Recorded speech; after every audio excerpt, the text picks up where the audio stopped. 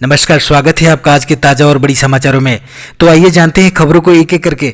अगर इससे पहले कि आप हमारे चैनल पर नए हैं तो चैनल को सब्सक्राइब करके बेल आइकन को दबा दें ताकि सभी प्रकार के लेटेस्ट न्यूज़ की जानकारी मिलती रहे।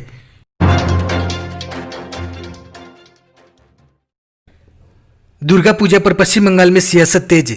पीएम मोदी 22 अक्टूबर को लेंगे पूजा में हिस्सा। जी हां, आपको बता दें कि दुर्गा पूजा को लेकर पश्चिम बंगाल में तैयारियां जोरों पर हैं और इसके साथ ही आने वाले विधानसभा चुनाव के लिए सियासी बिसात भी बिछनी शुरू हो गई हैं।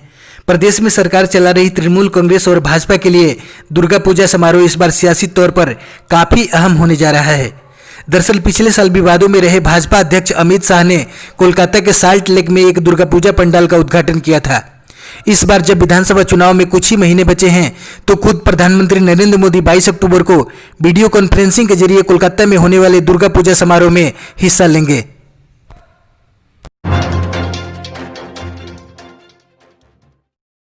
सुशांत सिंह राजपूत केस में सीबीआई ने नकारा मर्डर का एंगल, जल्द ही देगी अपनी क्लोजर रिपोर्ट।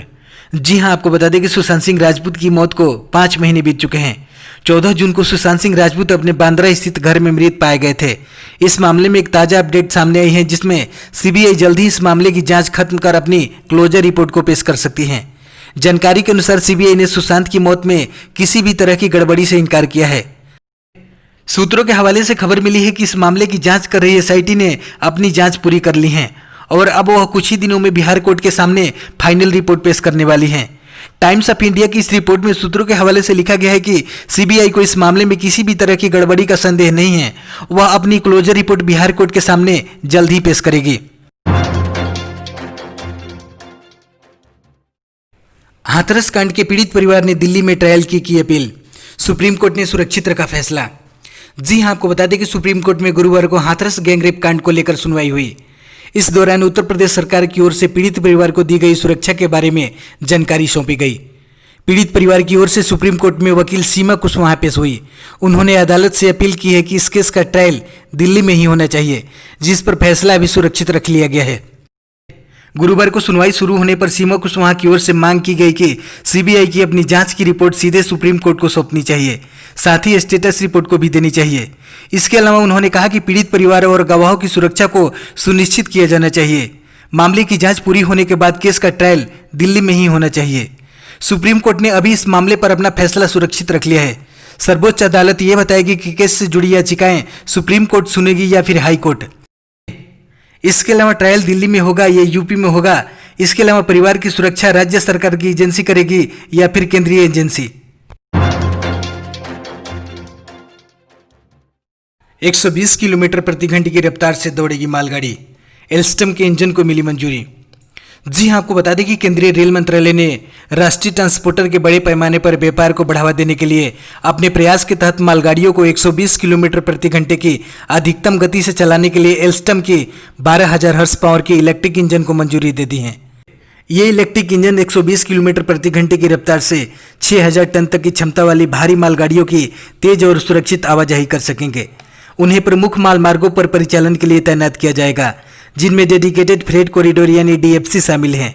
और ऐसे में भारत में कम से कम 20 से 25 किलोमीटर प्रति घंटे की रफ्तार से मालगाड़ियों की औसत गति को बढ़ाने की उम्मीद बढ़ गई है। कहा जा रहा है कि डीएफसी से जून 2022 तक पूरा कर सकती हैं। 2 दिनों में 1,000 रुपये तक सस्ता हुआ सोना। जी हां, आपको बता दें कि अंतर्राष्ट्रीय स्तर पर सोने की कीमतों में गिरावट जारी है। अमेरिकी डॉलर में आई मजबूती की वजह से दाम गिर रहे हैं। हालांकि गुरुवार को कुछ रिकवरी देखने को मिली। एक्सपर्ट का मानना है कि स्टिमुलस पैकेज से शेयर बाजारों में तेजी आई है, इसलिए सोने की कीमतों में भी गिरावट जारी है। वहीं रुपये में भी मजबूती जारी है। ऐसे में दिवाली तक सोने की कीमतों में और गिरावट आने का अनुमान है। दिल्ली सराफा बाजार में बुधवार को सोने की कीमतों में लगातार दूसरे दिन गिरावट देखी गई। इस बहुमूल्य धातु की कीमत 631 रुपये की गिरावट के साथ 51,367 रुपये प्रति 10 ग्राम पर बंद हुई। डॉलर के मुकाबले रुपये में मजबूती का असर सोने पर पड़ा। चांदी भी 1681 रुपये की गिरावट के साथ 62,158 रुपये प्रति किलोग्राम पर रही।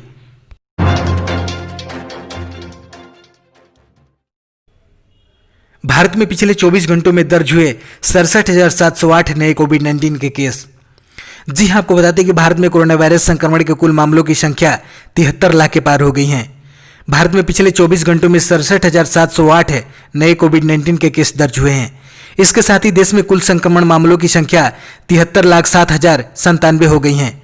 पिछले 24 घंटों में 81,541 मरीज ठीक हुए हैं, जिसके बाद कुल ठीक हुए मरीजों की संख्या 63,83,441 पर पहुंच गई है। देश में रिकवरी रेट 87.35% पर चल रहा है। कुल एक्टिव मरीजों की संख्या 11.11 यानी 8,12,390 है। अगर मौतों की बात करें तो पिछले एक दिन में 680 मरीजों की मौत हुई है। इस वायरस से अब तक कुल 1,11,226 लोगों की जान जा चुकी है। देश में कोविड-19 का डेथ रेशियो 1.52% पर चल रहा है।